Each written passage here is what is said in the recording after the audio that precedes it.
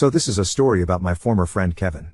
I met him through school for people between 18 to 35 years of age when I wanted to become a sound engineer. This is very important to the story.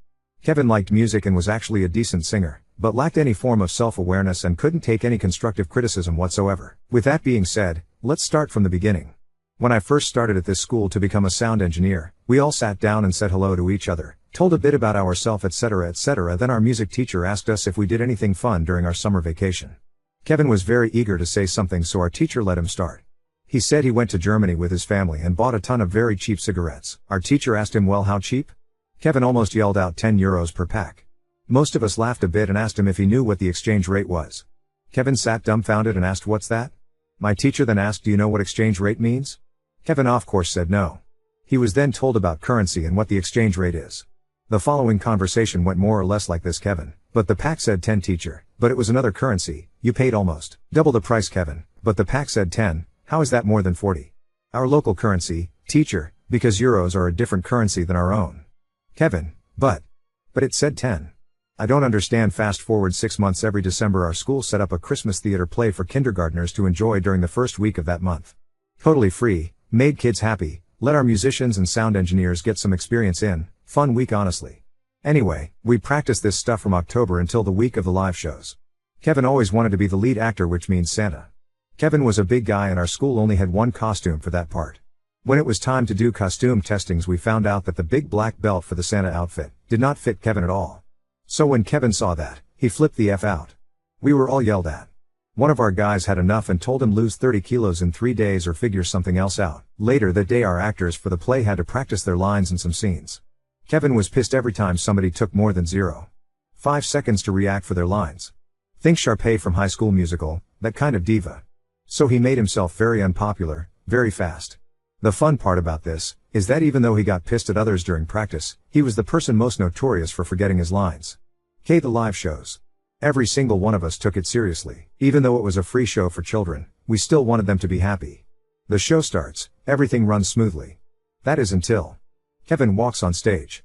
30 seconds in and he stares blankly at the other actors cause he forgot his lines. This continued for most of the show. You would think that it would be stage fright, right? Right? No. Kevin did this every single day throughout the entire week. Never bothered to read the script, never bothered to ask the others for advice. His excuse? I'm Santa, I'm the main lead, if you don't like me you can F off. Followed by hours of Facebook updates with nobody likes me, I'm a warrior of justice. Shout out to the Real Brothers. Etc. And I'm not done. This school was for musicians, sound engineers, camera guys, even game development. We all knew we had 4 years, taking classes, visit venues, concert halls, all the big boy stuff. But of course our regular classes were the usual thing. Now Kevin decided he knew better. Kevin didn't see this as a school. Kevin saw this as a place where he would sing, eat, shit, repeat. Through the 4 years he went there, Kevin participated in one class. One full-hour class. His excuse? I'm here to sing, not learn, deal with it. So of course we let him believe that. Finally me and my producer talked to him and said, look, you sit on an expensive chair in $1 million studio and stare at the screen. All you have to do is stay awake. So he went to class. Did he stay awake? Absolutely not. He fell asleep not once, not twice, but 3 times. After class was over we went out for a cigarette. I asked Kevin, you fell asleep 3 times, dude. How? His answer almost made me slap him in the face. This waste of air looked me in the eyes and said, the teachers doesn't have to be so hard on us. We are students, not African slaves. I asked him if he was serious and he said that he was, so I simply walked away. Later that day we had a big discussion about him thinking he could compare himself to African slaves. This turned into a big fight where Kevin dragged the entire school into it. Nobody sided with Kevin's slave theory, so he got the upper management to get a meeting with Kevin, me, and 2 others. The head of the school board told me apologize to Kevin or you won't leave my office. I told him that he would have a long day ahead of him, cause I didn't want to apologize for Kevin comparing himself to slave trading. After a 30-minute staring contest, he decided that me and the leader not backing down was dumb, and I should go back to class. I agreed and told him that football was on tonight. We both cheered for the New Orleans Saints. After this I met Kevin outside when I was smoking. He very humbly asked, can we talk? I cut myself with razors last night cause I was so mad. I asked him why on earth he would cut himself. Kevin looked at me and said, cause I read online that it's the popular thing to do when you are sad. I shook my head, called him an idiot but gave him a hug and said that all is forgiven. I did feel very bad since it actually cut himself. He had never done self-harm before or after that. Now, Kevin was a straight moron, no lying about that. But he always made the jobs harder for sound engineers. To paint you a picture, you have to adjust all the sound levels to create a nice mix as the end result.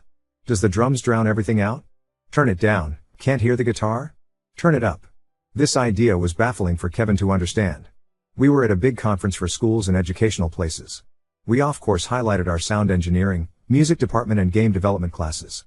So we were doing a few live songs to gather a crowd around our booth. Kevin had a few songs and my producer was doing the sound. Suddenly Kevin decided to cup the mic. Which is when you hold your fingers around the grill part of the microphone. This is the worst thing you can ever do to a sound engineer. Rappers are notoriously hated for this on a global scale. The reason that sound engineers hates this is because it will create feedback from the monitors and make the very annoying high-pitched sound that will make your ears bleed. So my producer kept adjusting the EQ and tried to turn the sound level on his microphone down. This did not sit well with Kevin. Every time the sound was lowered, Kevin sang higher. In the end my producer had to simply turn off Kevin's microphone. Kevin was furious. Yelled at everyone in sight. Walked up to my producer and asked, "WTF is your problem? Why did you do that?" Kevin was not happy when he was told your voice annoyed the microphone, speakers, and everyone around you. Kevin didn't talk to us the rest of the day. Now, a year after this we were all pretty much done with Kevin's moronic way of life. We were at this small festival where our school got to play some songs. The band before us started 15 minutes late. Every one of us just thought it was no big deal. Then there was Kevin with the big brain comment. The band on stage, which was another school, just finished a song. The front singer was just about to say something when Kevin yelled, "When are you going off stage so we can play?" At this time I had enough. So I smacked him in the back of the head and started yelling at him, "STFU you retard. Those are 13-year-old kids, it's not their fault." He turned around and said, "My girlfriend is right there man, I was just kidding." I just told him I didn't give a F and that he should keep his mouth shut. 2 years after this, we were both done with the school. I started working, he was. Well, he wasn't doing anything with his life. He couldn't find a job because he expected a month's pay for 2 days of work, and working 8-hour shifts are hard. He showed up to job interviews in sweatpants, long greasy hair he never combed, and he rarely showered either. Yet he didn't understand why he couldn't find a job. Then COVID happened and concerts weren't a thing at that point. So I started working in a vape shop to keep a steady income. Kevin vaped as well, so I sold him some liquid for wholesale price so he saved money instead of getting ripped off. Because of this, Kevin thought I was taking advantage of him and called me every name in the book. I got kinda annoyed by that and told him, "Whatever dude, you saved more than half off of everything because of me." So by me saying that, Kevin called me a racist. Kevin was a German immigrant, and told me I hated Germans. So I blocked him and haven't talked to Kevin since. I'm sorry this dragged on, but these but a few of the stories of my Kevin. I hope you enjoyed my ramblings of Kevin. This is an update to my first Kevin story on here. I really do apologize for making this so long, but I tried to slim it down as much as possible. First story, now for the update. An update on my last Kevin post.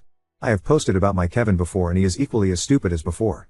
Grab your popcorn, this is gonna be a long one. So, last year I split up with my at the time fiancé, had nowhere to go or to live. Kevin and I had started to get into contact again and offered me to move in with him, until I could get myself back on my feet. I was very thankful for this, as I would otherwise end up homeless. I started to live with Kevin and it didn't take long for the oddities to begin. Whenever I would buy myself snacks from the local supermarket, I would find the wrappings laying on the kitchen counter with him denying to ever touch my stuff. I told him he could take it since he let me live with him, but at least let me know so I could buy more if needed. Yet he kept denying it. Through Kevin I met my current girlfriend. She started basically living with us. Something we all enjoyed fully. One night, my girlfriend decided to have a girls' night out with one of her girlfriends and get a few drinks. Meanwhile I was staying at home with Kevin playing some video games. My girlfriend then asked me if we wanted to join them for some beers. We OFC said yes to this and started getting ready. When I came out of the shower, Kevin was in his bedroom to find some clothes. I could hear a female moaning from his bedroom and thought to myself, that's odd, and opened the door to ask what was going on. While he was finding clothes, he decided to watch porn on his phone. I asked him, what's going on? He jumped up from the bed, trying to stop the video, and said nothing was going on. I started laughing hard and said, bro, watching porn is normal, but maybe try and hide it better next time anyway.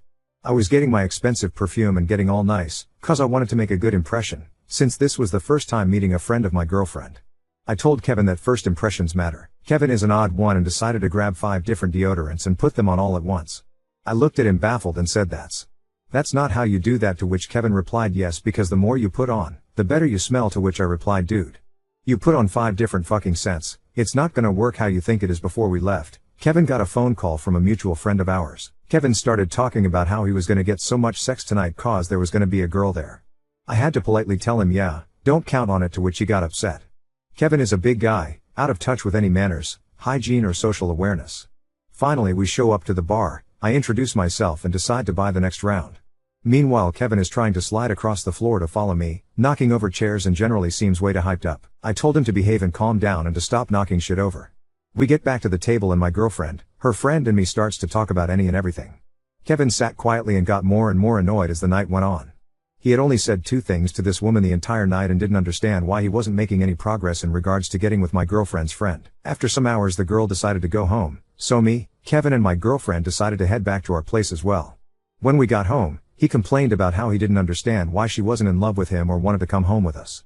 I tried telling him that 1, he didn't talk to her all night and just sat and stared at her all night while looking annoyed, and 2, she had a boyfriend, he would have known that if he listened to anything being said.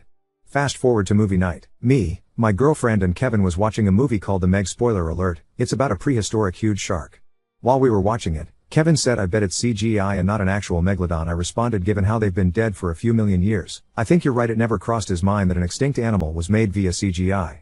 This wasn't the only movie or series that Kevin couldn't understand. In general, he didn't understand that CGI is a huge part of movies today. We were watching Fast X and a scene where somebody is jumping from one car to the other. Kevin said I bet it's camera tricks, no way would they do that in real life. I again had to explain how it's CGI and the cars in the scene is standing still in real life, everything else is made in post-production. They aren't actually risking lives by doing that. He looked at me baffled and said, are you sure?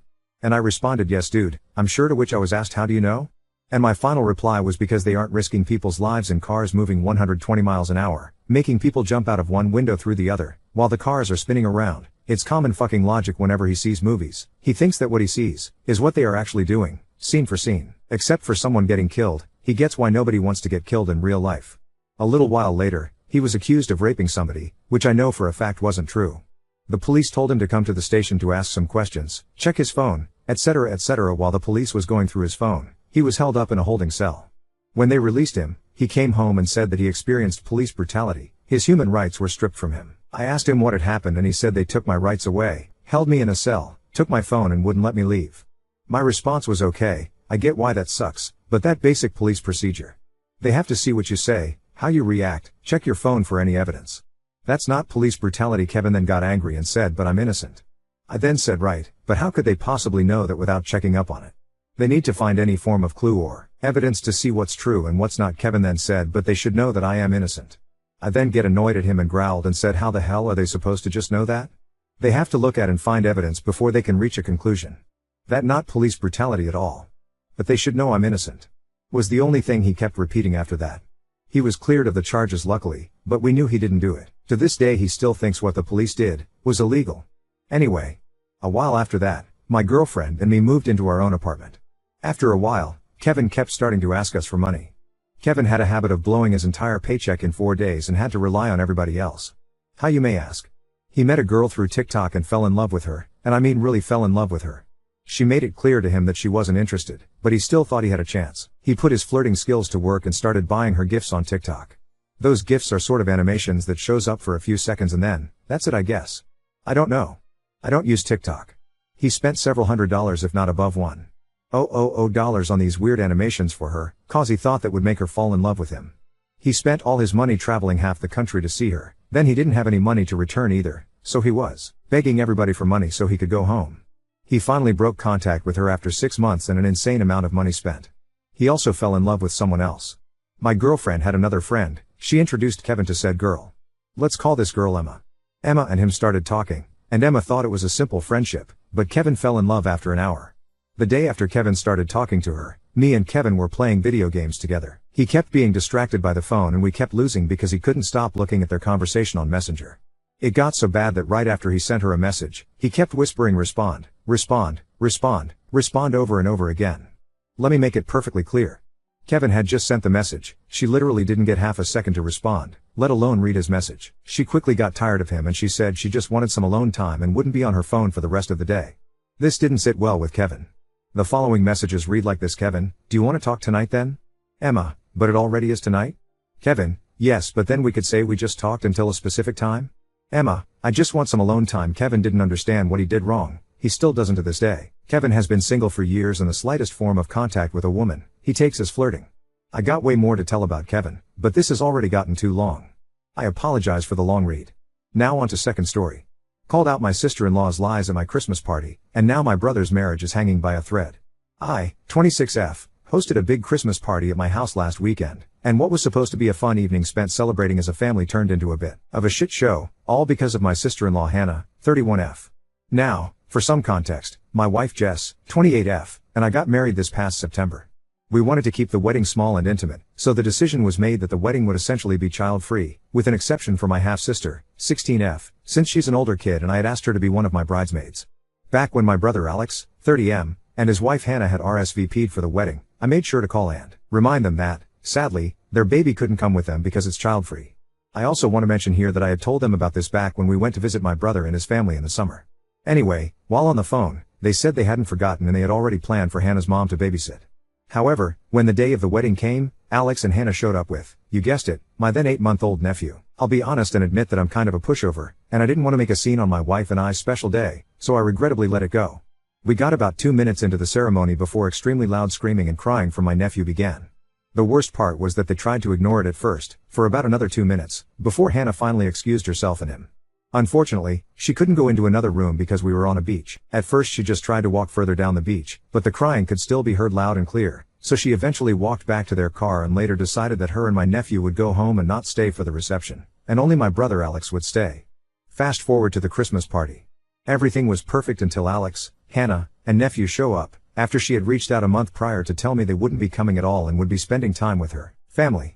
I was annoyed and decided to pull them aside when I went to greet them and asked why they didn't tell me they were coming, because I honestly didn't make enough food to feed 2 more people for dinner, not to mention I had nothing for their son. Alex gave me a confused look and asked why I thought they weren't coming, and when I told him the reason why, all hell broke loose. Alex obviously questioned Hannah as to why she would do this, and her response was to immediately, and loudly, accuse me of lying and of hating my nephew. Obviously this got the attention of the room and everyone stopped and turned to look at us like something out of a movie. He then asked why she would think I hate their son, especially considering I agreed to change the policy to allow him to come to the wedding. Which, as you already know, I did not do. I quickly told Alex that wasn't true and explained myself and my reasoning behind my choice, that it wasn't personal, and that I of course love my nephew. I reminded them that I was super cool about the crying and never said anything, even when I probably should have. Jess started to walk over to us from the kitchen, most likely to try and defuse the situation, bless her heart, all while Hannah doubled down and tried to make it seem like I was lying, so I lost it and said, well, if I'm a liar who hates your kid, then I guess you should probably get the fuck out of my house. Jess stopped dead in her tracks and the silence that came after was eerie. Hannah then started crying, and quickly left with my nephew and slammed the front door behind her. My brother turned and gave me a sad look before following behind her. It didn't take long before I started to feel embarrassed that I let things escalate like that. Jess comforted me after they left and we ended the party early because I don't even know how to properly process what just happened. Later, my brother texted me, saying he didn't know who to believe. Apparently, Hannah is adamant that I allowed her to bring their son to the wedding last minute because I felt bad for trying to control what she gets to do with her baby. She's also saying I made the Christmas party thing up as well, claiming I've always had a vendetta against her and want to make her look bad. Alex says he just needs time and that he's heartbroken and worried that Hannah isn't who he thought she was. Other family members have been texting me, saying they're on my side, but I do kind of feel like an asshole for how I handled everything at the party. I know Hannah is trying to drag my name through the mud, but I feel guilty for making her cry, intentionally trying to publicly humiliate her, and for ruining the vibe of my own party. So, Ida for causing a rift in my brother's marriage by calling out my sister-in-law for lying in front of everyone at my Christmas party? If he stays with her, moving forward make sure everything related to events and planning is in writing, through your brother only, or on a group chat. And don't accept phone calls from her. It's nice that you feel compassionate toward your sil, especially for your brother's sake. But you didn't create this problem, and if you didn't call her out on her lies and manipulation, she would just do it more. You can't really keep the peace in a family situation like this. Trying to keep the peace is like trying to hold down the lid on a pot that's trying to boil over. You can hold that lid all you want, but the pressure is going to keep building until it explodes unless you do something about the actual source of the problem. And there's no way you could have handled this where no one would get upset. You've probably chosen the path that would lead the lowest total amount of upset over time, even if it meant an uncomfortable amount of upset right now.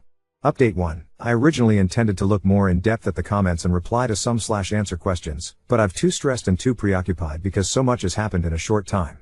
I now have a lot of new information to share that has changed everything. My brother is now going to be staying with my wife and I for the time being. We decided this when he unexpectedly arrived late last night, and we had a long talk where I learned the full scope of everything that had happened with Hannah, after the party up until now. He said that after taking some time and space away from her, he asked her to have a sit-down talk. He explained to me that during this time he realized she was 100% lying and I was 100% telling the truth, but still wanted to try and give her a chance to fully explain why she would act the way she did, why she would lie, and how she could justify treating him and I this way. Hannah tried to deflect and gaslight him when first confronted, but when he made it clear he wasn't having it, she snapped. And admitted to him that she's always disliked me, and the main reason why is because she's uncomfortable with my lifestyle. She went on to say that Jess makes her the most uncomfortable due to her appearance and what she wears. My wife is extremely masculine presenting, and that she's just so sick and tired of pretending none of this upsets her. There was more, but Alex said that was all he was going to tell me. All of that was of course her reasoning for lying to my brother by telling him that I allowed the baby to attend the wedding last minute, and that she had secretly hoped her baby would fuss or cry and ruin part of the ceremony, which obviously happened. She explained that she wanted to do something similar for the Christmas party in order to make me look unhinged and like I didn't want them there, making the wedding incident seem like a completely different situation to the family, one where she is the martyr and I the aggressor. I always knew she didn't like me, but fuck, I didn't realize she was so homophobic that the mere fact Jess and I exist at all is detrimental to her. I decided that I'll never tell my wife the details Alex told me, but I'm honestly glad I know all of this now. I'll never feel guilty for calling out shitty behavior from people ever again. Alex assured me that he was extremely disgusted with her and what she said, and had absolutely no idea she felt this way at all. But, he then told me he wasn't actually done telling me everything she confessed. Here's where shit really hits the fan. Hannah, after going on her homophobic rant, started to get antsy and pace around the room, leaving my brother just sitting there, devastated and confused. After a few minutes of said pacing, she continued to confess to my brother, now explaining that not only is she having an affair, she is also 100% certain he's not the biological father of their child they've been raising together these past 11 months. What made things even worse was, after some prying, she eventually let it slip that the affair has been going on for 6 fucking years. She claimed it was love at first sight when she first met her college friend's older brother Josh, 42M, at a party 6 years ago, but she also knew she never wanted to lose my brother as he was her perfect match, which obviously makes zero sense all things considered. Also, for some added context, they've been married for around 6 years, meaning she has been having an entire secret, serious relationship with another man for the entirety of her marriage to my brother. Safe to say I am completely shocked, and all I've been doing is spending time with Jess and also Alex. He has been staying with us as I mentioned above, since things are extremely tense and hostile between him and Hannah. They are obviously going to be getting a divorce, but with Christmas literally around the corner, everything is on pause according to him. I respect this, but also cannot wait for her to officially no longer be in our lives. As for Hannah, she seems to have quite literally moved on overnight with Josh and their baby. Overall, I cannot believe she'd betray my brother like that, and I'm sad to know she's been so hateful towards me because of my sexuality. I don't know if I'll have another update, but maybe? I just feel so depleted after yesterday. I hope your brother can make a clean split and the baby isn't his. I'm sorry your brother is hurting, and I'm proud of you for calling her BS out.